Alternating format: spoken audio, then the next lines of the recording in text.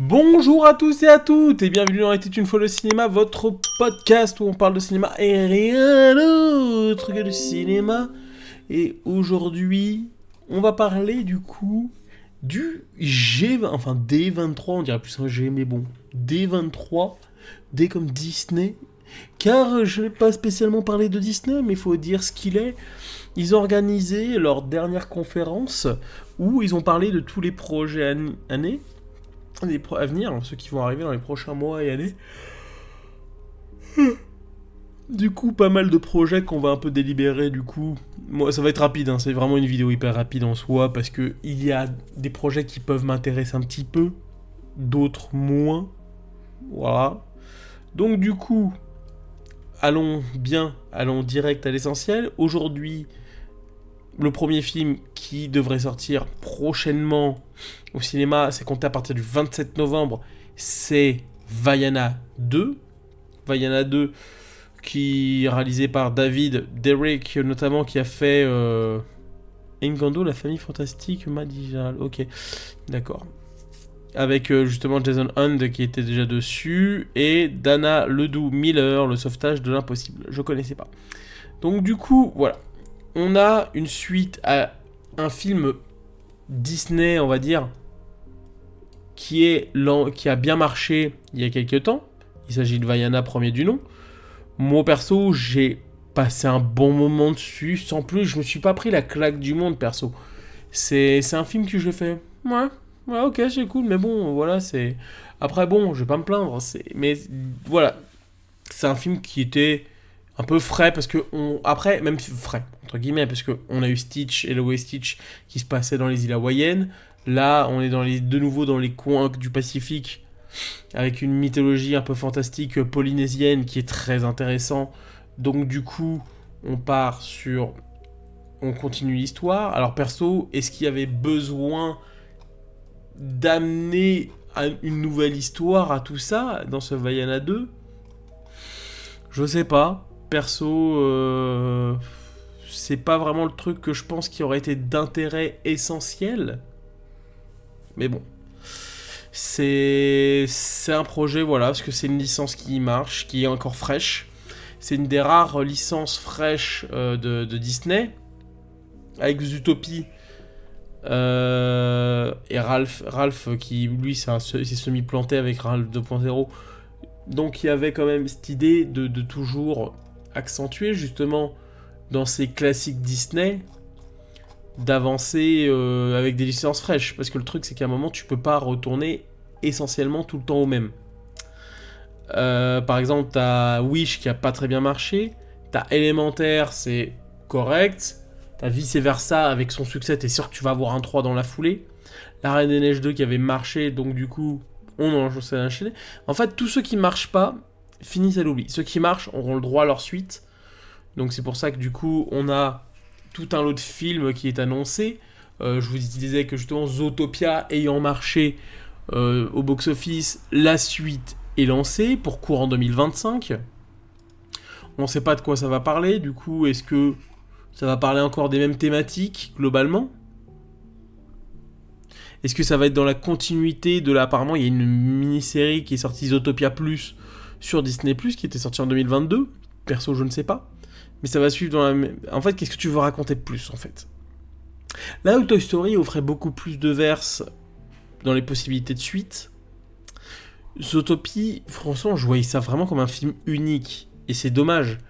Donc du coup, je me retrouve un petit peu dans un film où je sais pas trop que ça va me parler. Du coup, apparemment, le synopsis, ça serait: les agents de police Jody Hopps et Nick Wilde doivent suivre la piste minutieuse d'un mystérieux reptile qui arrive à Zootopie et met la métropole des mammifères sans dessus-dessous. Pour résoudre l'affaire, Jody et Nick doivent se rendre sous couverture dans des quartiers inconnus. Cette mission va mettre à l'épreuve leurs relations personnelles et professionnelles comme jamais auparavant. Donc, est-ce qu'ils vont connaître, justement, dans cette ville utopique, ils vont connaître des pauvres ? Oh là là, des coins inconnus de la ville, là où il y a des pauvres, des gens dans la misère. Waouh. Ok, donc du coup, franchement, rien à battre.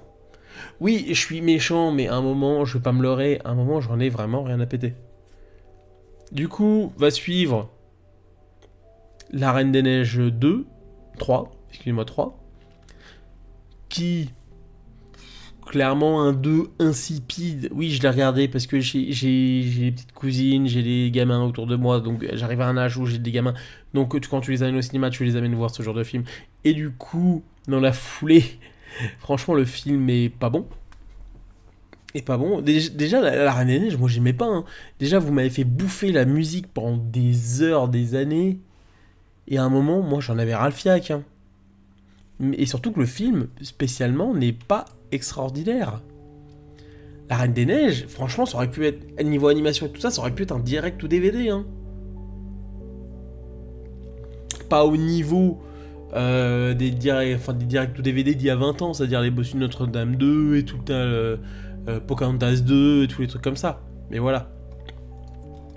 Du coup, voilà, des films qui sont annoncés par la suite. Apparemment, il y aurait potentiellement, c'est pas ciblé, c'est pas si c'est officiel, t'auras quand même un Reine des Neiges 4. À voir si ça marche. Parce que ça, je suis aussi obligé, ils vont le faire. C'est Disney. Hein. Du côté de Pixar, normalement pour l'été 2025, on devrait avoir un projet originel. Oh, putain, génial, j'attends que ça. Helios, justement, et dont le pitch me bottait pas mal, justement, une toute petite une nouvelle aventure où Helios, un petit garçon passionné d'astronomie et à l'imaginaire débordant, se retrouve téléporté par accident au Communityverse, une organisation interplanétaire qui le prend pour dirigeant de la Terre. Il y a moyen que ça soit drôle. Franchement, il y a moyen que ça soit cool. C'est un projet original, donc moi perso, même si ça sera bon, pas bon, je m'en fous. Donnez-moi un petit truc. Et si c'est bien vendu, derrière, il y a moyen que le film marche.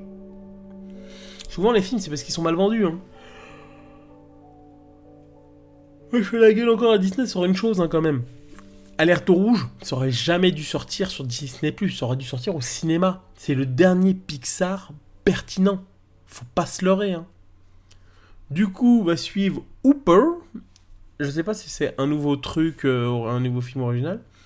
En 2026, les spectateurs découvriront raconteront les histoires de Mabel, une adolescente amoureuse des animaux qui utilise de nouvelles technologies pour transférer sa conscience dans le corps d'un robot animal, plus vrai que nature, un adorable castor.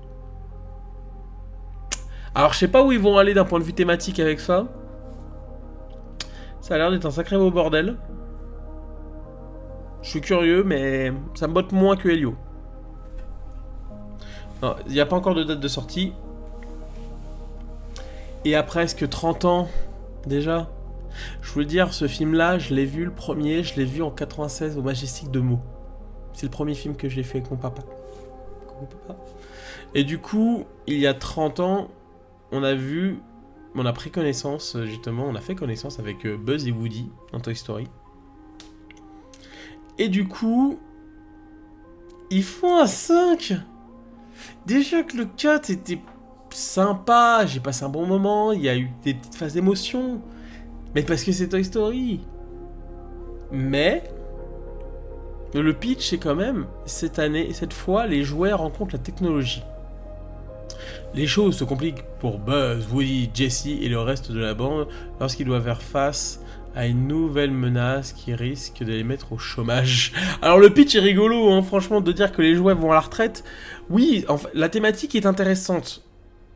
Parce que ayant des petites nièces, des petites cousines et des enfants autour de mes amis, grâce à mes amis, la technologie, il devient omniprésent. Le jouet a perdu... Je vais une fois avec un pote, on allait dans un magasin de jouets et je parlais avec il y a un mec, un des dirigeants, du magasin qui passe, qui fait son tour. Et je lui parle un peu et je fais ouais... Parce que les gamins, j'ai des jouets. Aujourd'hui, il y a beaucoup moins... Il y a toujours, quand t'es petit. Aujourd'hui, le jouet, bah c'est 6 ans, t'es presque un bébé. 10 ans, c'est encore plus chaud. Maintenant, il y a l'aspect, tu vois, de l'objet cool, c'est-à-dire quand même la toupie Beyblade, les cartes Yu-Gi-Oh, des trucs comme ça. Tu migres très vite. En fait, le truc, c'est que maintenant, aujourd'hui, sur un principe que, bon, vous allez pas me trouver pour un peu con, mais qu'en fait, on passe de l'enfance très vite à... Même le stade pré-ado arrive très vite. Beaucoup plus vite qu'à une époque. Aujourd'hui, on les met sur des écrans, on les ouvre au monde sur autre chose, et du coup, l'aspect jouet perd vraiment quelque chose. Et du coup, alors que tu vois par exemple le jouet, moi ce que j'aimais beaucoup dans le Toy Story 3, c'est l'aspect de l'héritage et qu'un jouet, tout le monde, un jouet peut rendre heureux un enfant. Les jouets existent depuis... Bon bah je dirais l'aube de l'humanité, c'est un truc qu'on ne met jamais dans une disserte, mais on va dire depuis des époques, de longues époques, de longues périodes de l'histoire de l'humanité, les jouets ont été créés perpétuellement. Et ça peut être tout n'importe quoi. J'étais gauche, je m'amusais avec un carton. Hein. J'en faisais une navette spatiale. J'avais mes jouets, on partait à l'aventure et tout ça. Mais c'est ça qui était beau dans le cadre de l'imaginaire. Après, j'en raconte avec beaucoup de nostalgie, parce que quand t'as un enfant comme ça, où t'as toute la vie devant toi, tu profites de ce temps-là pour être heureux. Et c'est ça qui est beau. Viendra par la suite, du coup, Toy Story, Les Indestructibles 3. Apparemment, le pitch n'est pas encore annoncé. Donc du coup, ça sera sans doute Brad Bird encore aux manettes. Brad Bird qui... D'ailleurs, il fait quoi Brad Bird depuis le temps? Je vous pose la question. C'est con, hein, mais depuis un... Attends, le mec a fait Mission Impossible, il a fait Tomorrowland, je crois. Réalisateur. Ouais, Tomorrowland. Très bon Tomorrowland. Ultra sous-estimé d'ailleurs. Le Protocole Fantôme. Qui est très bon. Ouais, depuis un District de Bleu. Il a fait un film qui s'appelle Reagan. C'est un film d'animation. Il l'a fait chez qui? Il l'a fait chez Disney. Non, ça a l'air d'être plus en indé. Oh, par contre, le pitch a l'air génial. Dans une ville futuriste peuplée d'aliens, le dernier détective privé humain est engagé pour une affaire d'adultère qui prend une tournure inattendue. Oula. Ta gueule. Le pitch est génial. Franchement, je vais te dire une chose. Là, le pitch, il m'a plus motivé que tout ce que je viens de vous dire. Putain. C'est incroyable. C'est incroyable. Franchement, je prends tellement de plaisir avec un pitch comme ça, mais moi, ça m'éclate. C'est ouf. Donc voilà, les Indestructibles 3, ça va suivre. Les séries d'animation, bon, on va aller vite les séries, parce que moi, je regarde pas les séries Disney, hein, à part les trucs originaux, vraiment, ou qui viennent d'autres trucs. Par exemple, j'ai vu... Ah, comment ça s'appelle Shogun. J'ai bien aimé Shogun, c'était vachement sympa, j'ai passé un bon moment dessus. Mais voilà, c'est... Du coup, il y a un truc à gagner ou perdu, où le synopsis, c'est « Suit les histoires entremêlées de 8 personnages qui se préparent, chacun sa manière. » Alors, premier grand match de softball, les enfants mal dans leur peau, les parents surprotégés, et même un arbitre amoureux, chaque épisode de la série met un point de vue du personnage. Ça, c'est un truc que j'aime bien, ça. Ça peut être rigolo.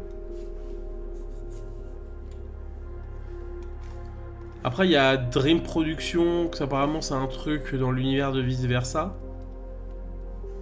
Ça devrait sortir courant 2025. Du coup, oui, j'ai pas dit pour gagner ou perdu, ça devrait arriver le 6 décembre sur Disney+. Du coup, va arriver aussi... Ah, je l'attends. Il y a des gens sur le 2, ils pètent, voilà. Bon, moi, c'est le soft, je trouve que le 2, c'est le soft reboot de le plus cher de l'univers. Mais franchement, j'ai passé un bon moment. Et du coup, franchement, c'est assez ouf d'attendre de dire qu'Avatar 3.3, c'est peut-être un film que j'attends énormément. Et du coup, qui a été reporté à la base, il devait sortir été 2025. Il ne sortira qu'à Noël. C'est normal, c'est le film de Noël, le film de fin d'année. Pour granger le maximum de spectateurs avant les fêtes. Le deuxième film a été un carton. Est-ce que le troisième va l'être? Le bouche à oreille fera tout, je pense. Je pense que le bouche à oreille, s'il marche, a tout pour justement permettre au film d'être un film qui pourra facilement taper les 2 milliards. Parce qu'à la différence d'une saga comme Star Wars, le 2, même si il remanie un peu son univers, parce que bon, il a compris que la forêt c'était pas sa cam, il préférait l'eau. Bah déjà les premières images qui sont tombées, pour moi je trouve, sont vachement sympas. D'un point de vue du bestiaire. Où on voit des images avec des navis un petit peu tentaculaires et tout ça. Des nouvelles espèces de créatures. Un côté un petit peu Final Fantasy VI aussi, Final Fantasy avec les hauts vents. Il y a un truc qui avait l'air très intéressant. J'attaquais beaucoup d'impatience. Du coup... En film chez Lucasfilm. Oh putain. Par contre, ça c'est réalisé par Jon Favreau. Attention, Jon Favreau, petite question. Depuis Iron Man, en dehors des séries. D'ailleurs, pour moi, Jon Favreau, je l'ai connu dans Les Sopranos. S'il avait fait le Roi Lion derrière. Depuis le 19, ouais. Ouais, il avait fait. Le Roi Lion, le livre de la jungle. Putain, c'est vrai, il a fait ça. Chef. Cowboy Envahisseur. Un de mes nanars préférés. Franchement, les gars, si vous voulez faire un film avec une soirée avec des potes, un film moyen, mais fun et un peu bourré, regardez Cowboy Envahisseur. Non, Jon Favreau, voilà. C'est un réalisateur honorable, voilà, sans plus, mais voilà. Mais du coup, il va faire Mandalorian en film. C'est-à-dire que techniquement, c'est un peu un coup de pute parce que du coup, c'est un peu pute. C'est vraiment pute pour une chose.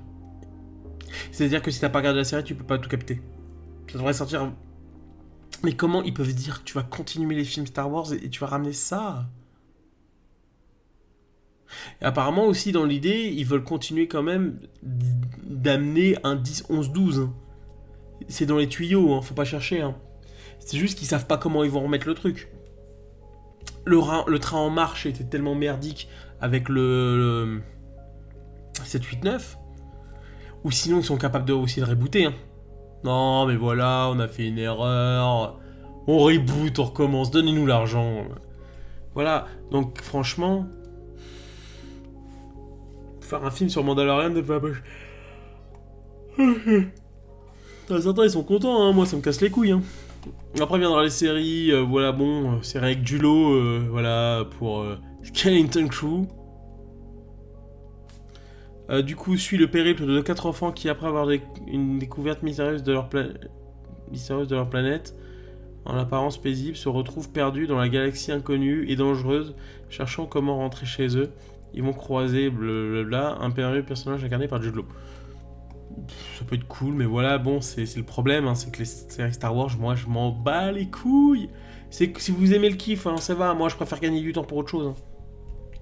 En ce moment, moi, je suis plus sur deux choses. Je regarde une série de documentaires de Netflix. Netflix, très bon pour les documentaires, au passage, qui s'appelle The Last Chance, où tu suis une équipe de foot américain sur des joueurs qui n'ont pas eu la possibilité, soit ont merdé à l'université, ou soit qui n'ont pas réussi à aller à l'université, mais qui veulent montrer, vont dans ce qu'on appelle l'équivalent d'un BTS, quoi, au final. Des facs sur 2 ans, pour permettre derrière, justement, de rejoindre les grosses équipes. Et ça montre leurs problèmes, leurs doutes et tout ça, c'est vachement cool. En dehors, voilà. Ça continue. Marvel, Captain America Brave to the World. Avec du coup un synopsis alambiqué. Peu après avoir fait la connaissance du nouveau président des États-Unis, Theodore Roosevelt, interprété par Harrison Ford, qui fait ici ses débuts dans le MCU, Sam Wilson se retrouve plongé dans un gigantesque accident international. Putain, un peu de complotisme, putain, façon de... Attention, complotiste de merde du 2, hein. Parce que franchement, moi, c'est les gens qui me défendent le 2, franchement, allez vous faire foutre, hein. Vous faites ce que vous voulez, hein. Je respecte votre avis, vous avez aimé, vous avez passé un bon moment, je peux comprendre. Mais moi, perso, j'ai détesté le 2. Captain America 2, pour moi, il y a un film qui, j'ai l'impression qu'il me chie dans le cou, perpétuellement. Dans une lutte acharnée contre la montre, il se retrouve contraint de comprendre les raisons infâmes de ce complot avant que le véritable cerveau de l'opération se mette bientôt le monde à feu et à sang. C'est pas comme si on nous avait spoilé le raid Hulk. Donc ça veut dire que peut-être il y aura peut-être Hulk aussi du coup. C'est une question. Moi perso je sais pas c'est. Les 4 fantastiques du coup. J'ai peur. J'ai vraiment peur pour les 4 fantastiques. Les séries Marvel. Agatha Harkness. Une adolescente gothique. Ouais, ça a l'air pas spécialement ouf. J'ai pas vu la bande-annonce. Daredevil Born. J'aimais bien la série Daredevil, elle était cool. Franchement, c'est la série du dimanche soir pour quand tu t'as rien à faire. Tu l'as fait pour t'éclater, franchement, c'est sympa, mais c'est pas le truc extraordinaire. C'est un bon moment. Mais perso, je préfère une série comme Daredevil que d'autres séries Marvel ou enfin trucs Marvel, parce que ce que j'aime vraiment qu'offre la série et aussi simplement le personnage de Daredevil, c'est qu'il est dans un quartier. Le mec est dans un quartier, donc du coup, il n'a pas spécialement de pouvoir. Enfin de pouvoir, il a son sens plus aiguisé que la moyenne. Mais derrière, il y a ce côté, je trouve, ce que j'aimais chez Spider-Man de Raimi, c'est qu'il est dans un quartier où tu vois la vie. Et c'est là que je trouve ça plus intéressant. Voilà. Donc du coup, mars 2025 sur Disney+.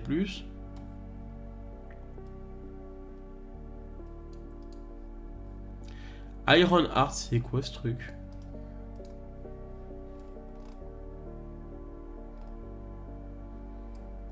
Il y a un petit pitch. Ah oui, d'accord, ok. C'est une série après les conflits entre le Wakanda et le Talona. Remy Williams, jeune prodige de MIT, continue d'essayer de développer une armure technologique comparable à celle d'Iron Man. D'accord, ok. Ok, d'accord, donc ça va partir du côté de... Ça va être la suite des événements de Black Panther Wakanda Forever. Ok. Sortie Disney+ 2025, ok. Mufasa. J'en ai rien à branler en fait. Déjà les gens, je vais vous dire une chose, j'aime pas spécialement le Roi Lion. Donc rien que ça, tu vois, je suis en mode... mais... Je sais pas trop. Du coup, le film est réalisé par... Barry Jenkins. Barry Jenkins. Justement, qui à la base... enfin, qui est le réalisateur oscarisé de Moonlight. Putain, il avait fait un film, j'avais pas vu celui-là.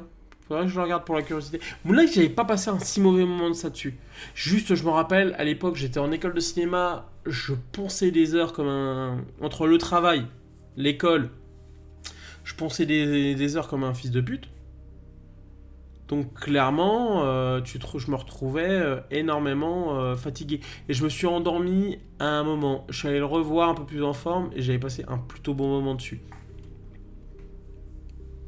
Alors je sais pas s'il fait Mufasa parce qu'il faut remplir les caisses et c'est un moment qu'il avait rien fait. D'un point de vue thématique, du coup...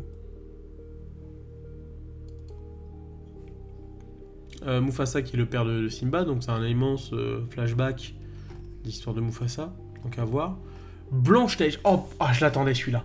Blanche-Neige, adaptation live du classique de 1937, film préféré d'un certain, d'un petit moustachu. Un film qu'il adore, réalisé par Mark Webb. Mark Webb qui est un réalisateur que moi perso, dont j'ai une petite sympathie, parce que je trouve qu'il a fait des films vachement sympas. 500 jours ensemble déjà, qui bon, tout le monde, beaucoup de gens que les cinéphiles connaissent 500 jours ensemble. Mais Mary, qui est un film dont je passe un très bon moment. Liaison à New York, qui est un film avec un joli petit casting quand même, avec Colin Turner, avec justement Pierre Brosnan, Jeff Bridges. Et c'est un petit film, voilà, c'est un petit drame sympa. Ça a duré un peu moins d'1h30. Et c'est ça que j'ai aimé dans le film. Et du coup, Mark Webb, il a fait quand même le Amazing Spider-Man, il sait maintenant gérer une grosse machine, il fait Blanche-Neige, et le pauvre, le film se retrouve sur un film qui qu'il y a eu tellement de bullshit au net de tous les côtés, entre ouais, on va pas mettre des nains, on va pas faire ci, on va pas faire ça, donc du coup non, finalement il y a eu un bad buzz. Du coup, on a envers les gens de petite taille, entre le mec de Game of Thrones qui joue Tyrion Lannister, qui fait ouais, franchement, ça donne une mauvaise image, et les autres personnes de petite taille qui disaient non, mais tu te fous de ma gueule, connard, en fait, mec, toi t'as une carrière, nous on galère de ouf, et on n'a pas envie de faire Fort Boyard. Hein. Donc à un moment, tu te retrouves quand même sur un film où à côté, du coup, ils sont obligés de remettre les nains. Et j'ai vu, je pense que beaucoup ont vu la bande-annonce, je la regardais parce que pour acquis de conscience. C'est dégueulasse. C'est dégueulasse as fuck, franchement. C'est pas que ça m'a donné envie de vomir, mais la lumière, les effets spéciaux. Même l'actrice, j'ai l'impression qu'elle est pas en live, j'ai l'impression qu'elle est glissée, mais jusqu'à peau de zub. Et moi perso, je suis curieux de savoir où Disney va mettre les pattes dessus. De comment le truc du prince dans un monde où Disney veut développer des personnages féminins forts, amener d'autres personnages, à amener des plus indépendants, avec la figure de Blanche-Neige, comment l'amener. Moi, c'est un truc qui me titille beaucoup et me rend très curieux. Donc je suis vraiment assez... Je pense que j'irai le voir en mars. Hein. Je me prendrais quand même un petit shot de whisky avec. Du coup, on a aussi Lilo et Stitch qui revient en live action. Donc perso, ça, j'en ai rien à foutre. Parce que tout simplement, Lilo et Stitch, je veux regarder le film d'animation. Le film est parfait. Pourquoi vous me faites chier à voir faire un live à part prendre les billets de banque des mômes et des parents. Été 2025. Et du coup, attends, le film, il a été tourné. Parce que, encore, il nous montre un truc. Il nous montre quelques images. Stitch est un petit peu comme les pubs à l'époque où Stitch s'incrustait dans les films. Des autres, genre dans Pocahontas, dans Aladdin et tout ça. C'était rigolo. Du coup, derrière, tu te retrouves avec un film. Ils ont sorti Stitch, mais du coup, est-ce qu'ils l'ont tourné? Ils l'ont tourné quand? Enfin bref. Aucune hype, rien à foutre. Par contre, Tron, je suis curieux. Tron, je suis curieux parce que je suis étonné qu'ils ont retourné encore. Ils ont refait une suite. Ils font une suite à ce film. Parce que en soi, le film avait pas été spécialement un carton. Alors, il avait remboursé ce budget. Je pense qu'il a fait un peu de bénéf. Mais c'est pas le film qui a le plus marché, Tron Legacy. Moi, c'est un film que j'ai adoré. Déjà parce qu'il y a Gareth Edlund, qui est un acteur que j'aime d'amour. C'est un acteur que je trouve putain de beau gosse. Ah, je le vois, mais... Oh, je mouille quand je le vois. Oh là là là là là là. Il est beau, ce con. Il a un charisme. Moi, perso, je l'ai connu dans 2 films quand j'étais jeune, vers 2004-2005, qui sont Friday Night Light et 4 frères. 4 frères qui est pas un film exceptionnel, mais moi qui m'éclate. Tron Legacy, et moi je l'aime surtout dans Sur la route, réalisé par Walter Salles, où il joue Dean Moriarty, justement, grand livre, un de mes livres préférés, écrit par Jack Kerouac, et le fameux rouleau de 15 km.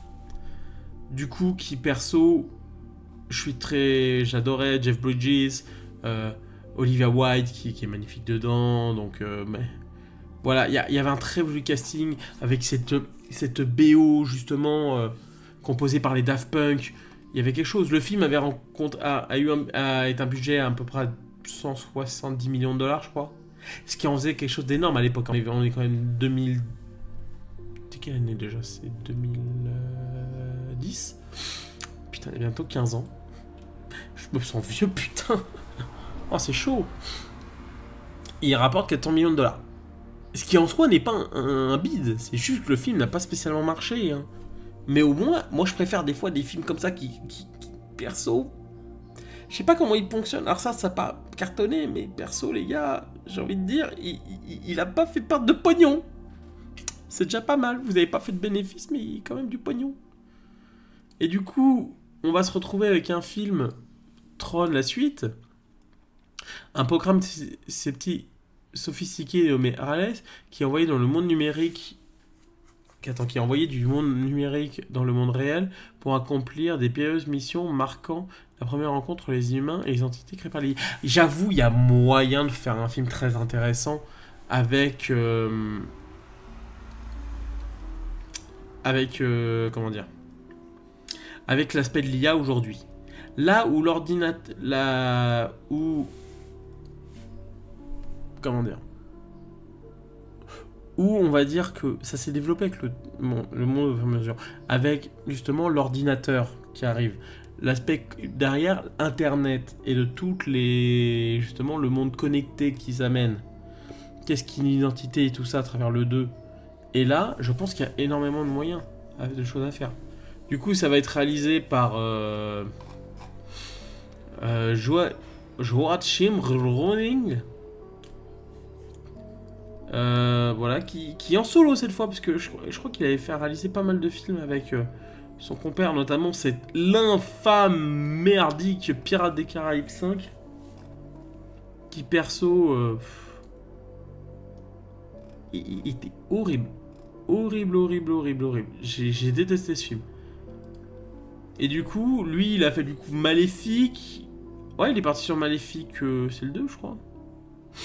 Ouais, c'est le 2. Il est parti sur un autre film après derrière et sur Tron. Donc voilà, c'est un mec qui est un faiseur de blockbuster, quoi, comme il a son blog. Freaking Day, Friday.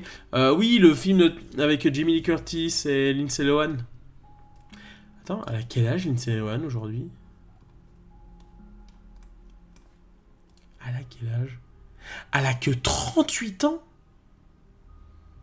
Elle a seulement 6 ans de plus que moi. D'accord.